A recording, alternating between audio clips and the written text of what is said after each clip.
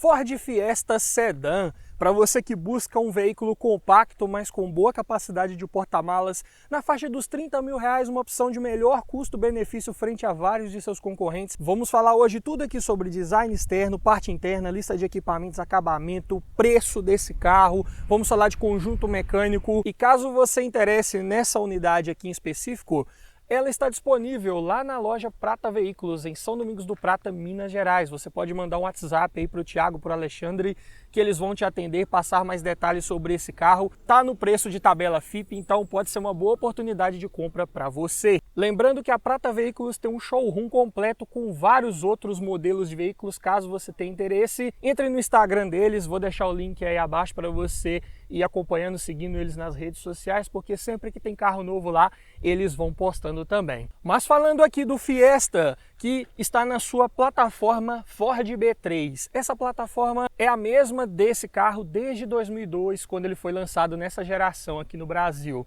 E passou por dois facelifts, um em 2008, outro em 2011, quando ele chegou na sua terceira identidade visual dessa plataforma aqui, que é essa que vocês podem observar. E começando pelo desenho da dianteira, nesse ano de 2011, esse carro ganhou novos faróis de design mais afilado, já dando um pequeno spoiler do que viria a ser o New Fiesta mexicano, que viria um pouco depois desse aqui.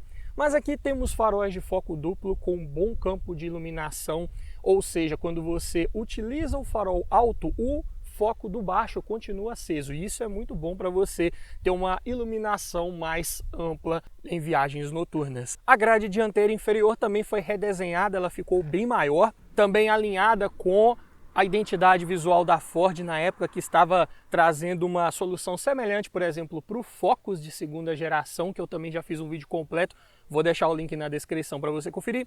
E aqui na parte superior ele ganhou só um apliquezinho aqui de plástico para compor mesmo, aqui não tem nenhuma entrada de ar. A entrada de ar para refrigerar o motor é só na parte de baixo. Essa unidade específica, que é a versão 1.6 com pacote Class, está equipada com os opcionais também de faróis de neblina dianteiros. Então esse carro aqui vocês vão observar mais à frente nesse vídeo que ele é uma versão mais completinha desse Fiesta nesse ano modelo. E falando da lateral desse veículo, podemos começar pelos pneus, que vinham nas medidas 175/65/14.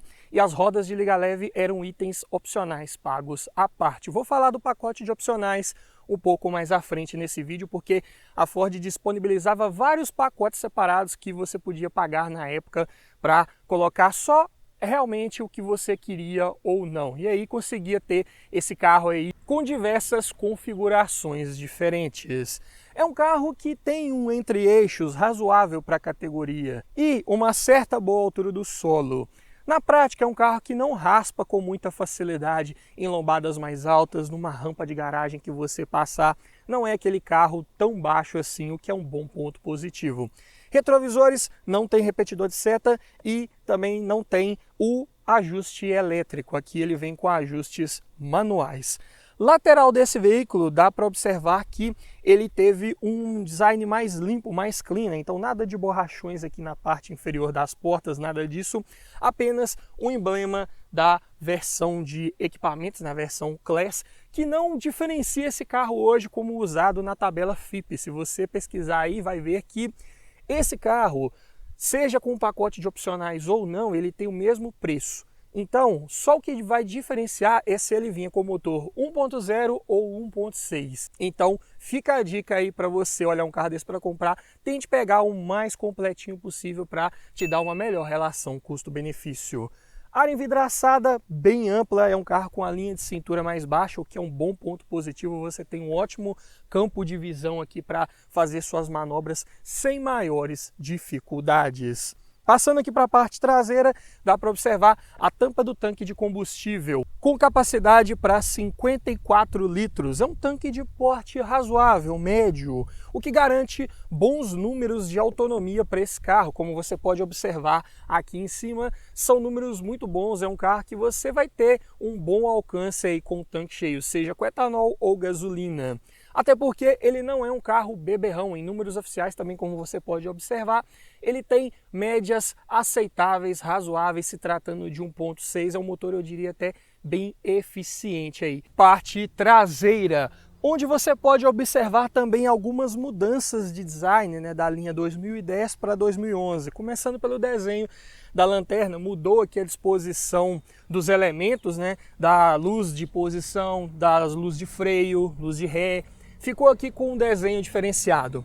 E essa lanterna aqui, vocês já puderam observar que ela está um pouco diferente. Ela já teve uma repintura aqui nessa unidade específica.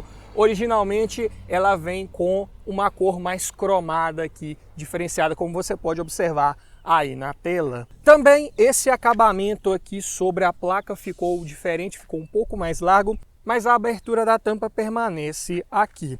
O desenho do para-choque também mudou um pouco em relação ao 2010 e ganhou aqui os refletores na parte mais inferior. E falando do porta-malas, aqui sim um dos grandes pontos positivos desse carro, ele vem com a abertura elétrica por um botão lá no painel e você também pode abrir pela chave. Falando da chave, né, ela vem com um telecomando para o alarme também, que era de fábrica nessa unidade aqui, como você pode observar. Você consegue travar, destravar as portas, além de disparar a buzina, e também você consegue abrir a tampa por aqui. Então, bem interessante, várias formas de abrir o porta-malas, e temos acesso aos 487 litros de capacidade, o que são números muito bons na faixa de vários sedãs médios do mercado de época. E já deu para observar que a abertura da tampa é feita por sistema pantográfico com mola a gás, ou seja, você pode lotar o porta-malas aqui de bagagens até aqui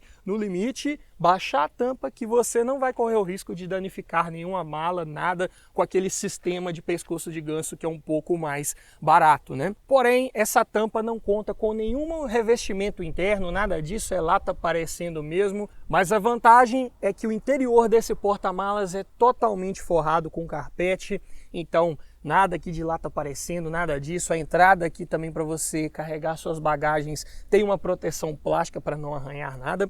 E esse veículo também já conta com banco traseiro rebatível e bipartido de série. Ou seja, se você precisar aumentar ainda mais a capacidade de carga, você consegue nesse carro. O step tem as mesmas medidas dos pneus principais e esse porta-malas também conta com iluminação para facilitar você pegar alguma coisa aqui nele durante a noite. Mas vamos lá para frente agora conferir como que é a lista de equipamentos, acabamentos, espaço interno. Vem comigo agora. E podemos começar falando aqui do acabamento, que nesse carro ele tem uma certa qualidade melhor do que, por exemplo, no primo menor dele, que era o K. Revestimento em tecido nas portas, bancos também acompanhando a mesma padronagem, são bancos até relativamente confortáveis, então um ponto bem positivo. Só que o resto do acabamento, claro, naturalmente todo em plástico duro, parte superior das portas, do painel central. E aqui dá para observar que esse carro também vem com essa moldura prateada, que diferencia essa versão aqui das versões de entrada. Tinha uma versão de entrada base e acima dela, que era a versão Fly, todas elas vinham com esses acabamentos prateados na cor preta. Acima da versão Fly tinha a versão Pulse, que podia vir com um pacote Class ou não. Essa versão acima já vem com esse acabamento aqui prateado, né? Dessa moldura, alavanca de marchas, e a grafia do quadro de instrumentos também muda nessa versão mais completinha. Falando de equipamentos, né? Começando pela parte aqui da chave de seta, temos os comandos dos faróis, né? Então, se eu girar a chave aqui no primeiro estágio, acendo as luzes de posição, mais uma vez faróis baixos, sendo que o farol alto é só empurrar a alavanca para frente. Se eu apertar o botão que tem aqui na extremidade da alavanca, eu mudo as funções do computador de bordo. Do lado direito tenho a alavanca do limpador de para-brisa, né? Então aqui eu tenho velocidade normal, velocidade rápida, e para baixo aqui eu tenho a velocidade intermitente.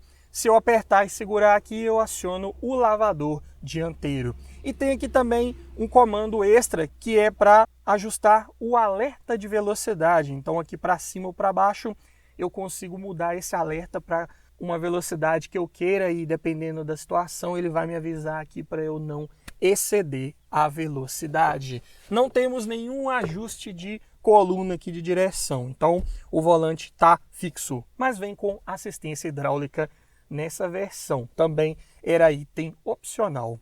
Falando aqui da parte central, temos o desembaçador traseiro, esse sim era item de série, botão do farol de neblina, que já falei que era item opcional, e a abertura da tampa traseira do porta-malas, que também já mencionei sobre ela. Comandos do ar-condicionado analógicos aqui, sem segredos.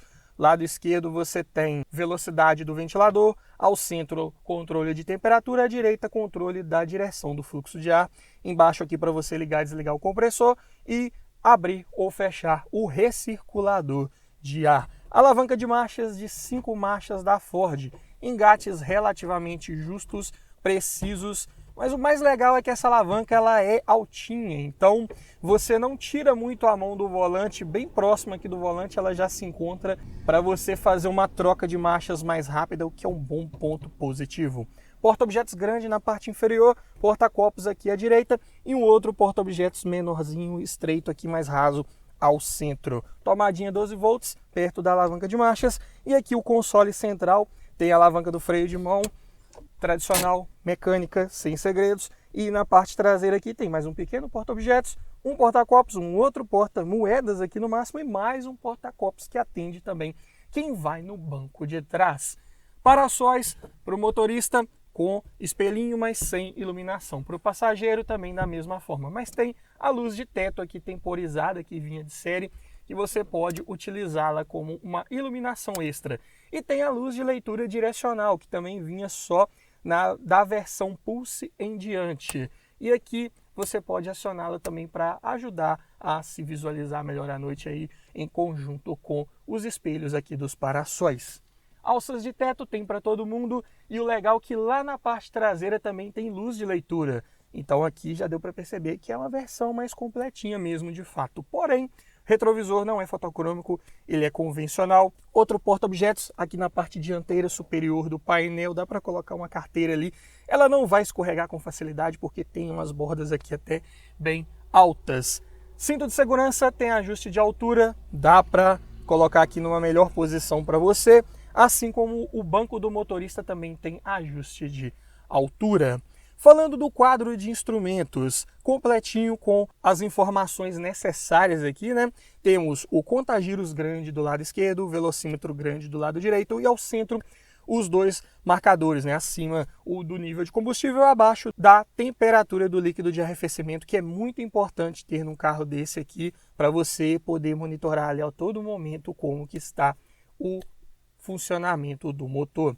Sistema de som não vinha nesse veículo aqui de série, era um opcional pago à parte, que era um leitor de CD com conexão USB e Bluetooth. Nessa unidade específica aqui também não está instalado. Outro item que era opcional era o duplo airbag frontal. Aqui também não está equipado com esse item, que vinha num pacote de segurança juntamente com os freios ABS. Porta-luvas tem aqui a abertura sem nenhum tipo de amortecimento, também sem nenhuma forração ali na parte interior, mas ele vem com iluminação, o que já é bem positivo também. E vamos colocar o quadro de instrumentos aqui em funcionamento para você ver também as funções do computador de bordo, né?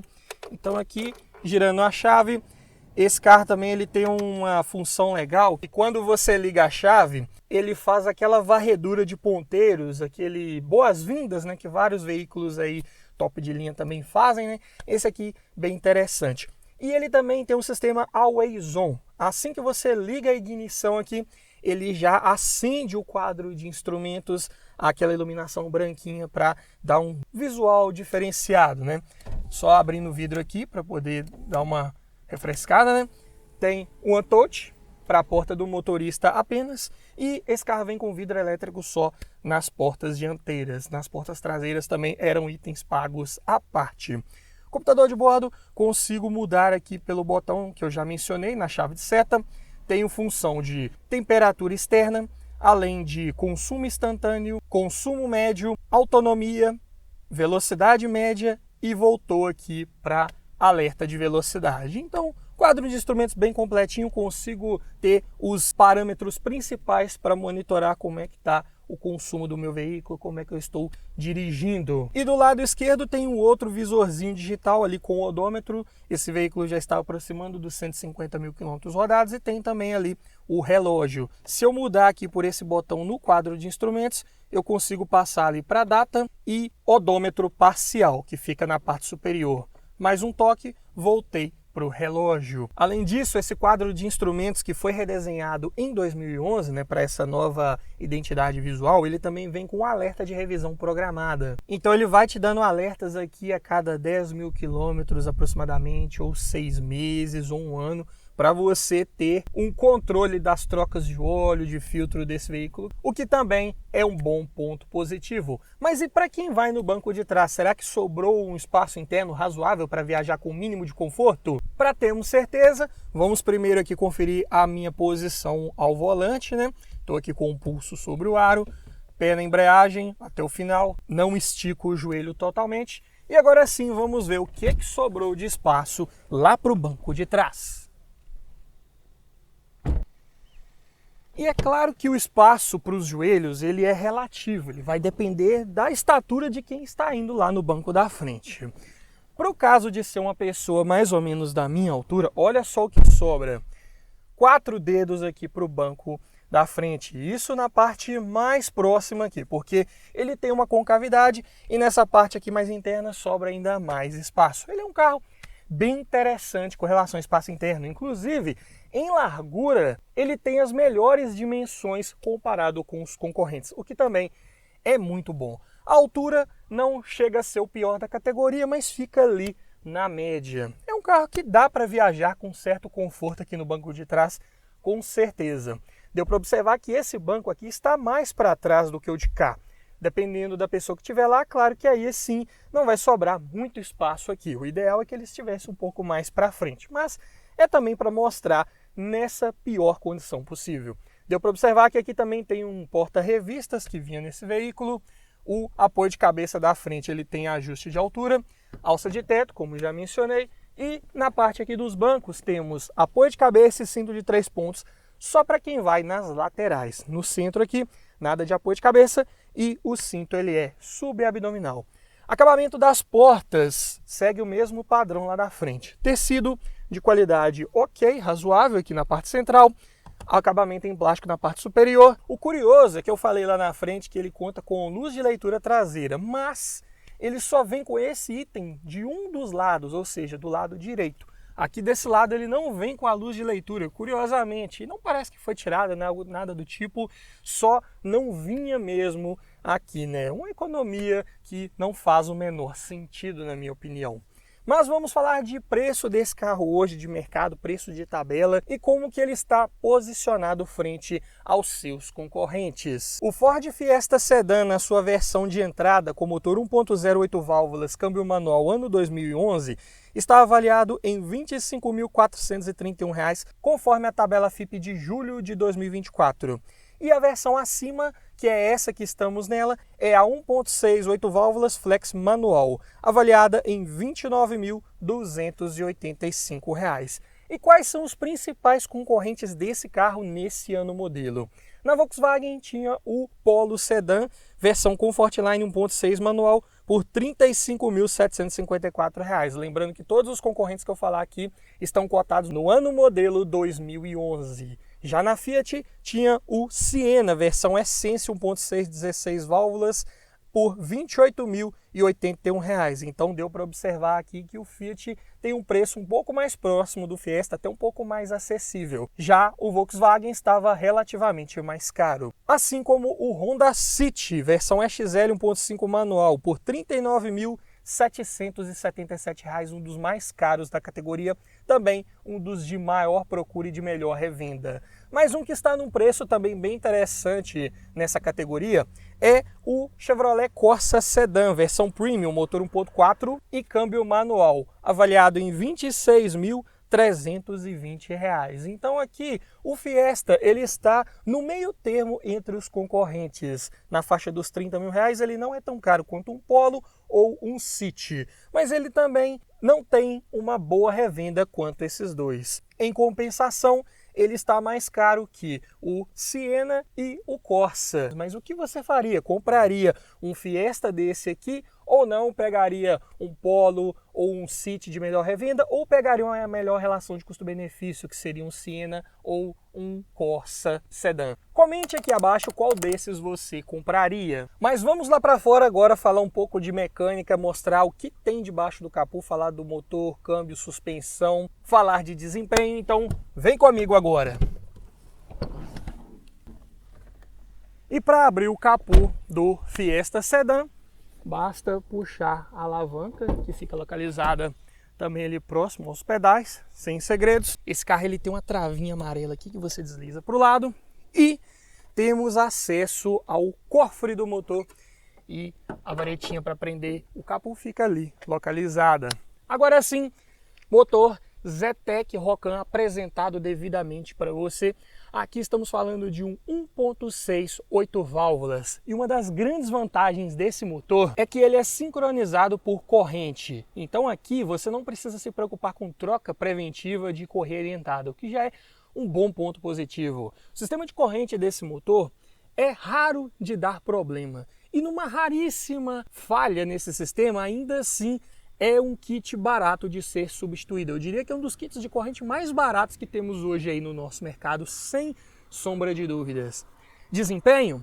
101 cavalos de potência na gasolina, 107 no etanol, a 5.500 RPMs e um torque de 14,5 kgfm na gasolina, 15,3 no etanol, a altos 4.250 RPMs. Então, mesmo sendo aqui um 2 válvulas por cilindro, ele tem a sua característica de entregar essa força máxima, esse torque máximo num giro mais elevado. Apesar dele já ter um bom fôlego em baixas rotações, como você vai ver um pouco mais à frente quando levarmos esse carro para a estrada e darmos uma volta nele. É um motor bem espertinho, com certeza, mas o pico de força dele está um pouco acima ali dos 4.000 giros. E para um carro chegando próximo dos 1.100 kg, ainda assim a relação de peso-potência fica em bons 10,3 kg por cavalo. É aceitável, é razoável para a proposta desse carro, é um carro mais urbano, que dá para pegar a estrada sem muita pressa, tem um desempenho satisfatório, minimamente bom, então tudo certo. Dá para colocar ali 3, 4 pessoas dentro do veículo com bagagens no porta-malas, ar-condicionado ligado, que ainda assim você vai ter uma resposta bem satisfatória. Manutenção desse carro, ela é até tranquila de fazer, dá para observar que é um motor que tem muito espaço aqui para você mexer, ou o seu mecânico de confiança também vai conseguir dar manutenção nele aí sem qualquer tipo de problema. Ele ainda conta com bobina única, mas é do tipo estática, então ele não conta mais com aquele sistema de rotor mais antigo, é uma bobina para todos os cilindros, mas tem que ficar ligado aqui com essa manutenção preventiva. Outro ponto de atenção desse motor se trata do arrefecimento. É muito comum desse motor passar por problemas de superaquecimento. Então, a dica para qualquer carro com esse motor que você for comprar é: pegou, levou para casa, já deu uma boa revisada no sistema de arrefecimento. Troque ali o cavalete d'água, que é muito comum de dar vazamento. Troque bomba d'água, se possível, não é cara nesse carro. Válvula termostática, coloque uma nova. Troque o líquido de arrefecimento. Use o líquido correto, como manda o fabricante, água desmineralizada, com aditivo na proporção correta, que aí sim você vai evitar de ter problemas aí com esse motor no futuro. Além disso, tudo aqui é muito tranquilo de você verificar semanalmente, uma vez a cada 15 dias. Fluido de freio, para você ver que o nível está aqui bem de fácil acesso, assim como o bocal de abastecimento do líquido para o lavador de para-brisa. Reservatório do líquido de arrefecimento está ali também bem na cara do gol, assim como o reservatório de partida a frio também bem próximo ali. Reservatório do fluido hidráulico, da direção hidráulica desse carro também está bem aqui na parte dianteira. E a varetinha de medição do nível de óleo do motor está logo aqui do lado também do bocal de abastecimento. Então, sem susto, sem problemas. Parte de suspensão desse carro. McPherson na dianteira, eixo de torção na traseira, manutenção corretiva, se necessário, tranquila, peças você ainda encontra com facilidade. Sistema de freios, disco ventilado na dianteira, tambor na traseira, também de baixa complexidade mecânica. Direção, como já mencionei, de assistência hidráulica, só que aqui você tem que ficar ligado também. Quando for olhar um carro desse para comprar, é com relação à folga na caixa de direção, que algumas unidades do Fiesta passaram por esse problema.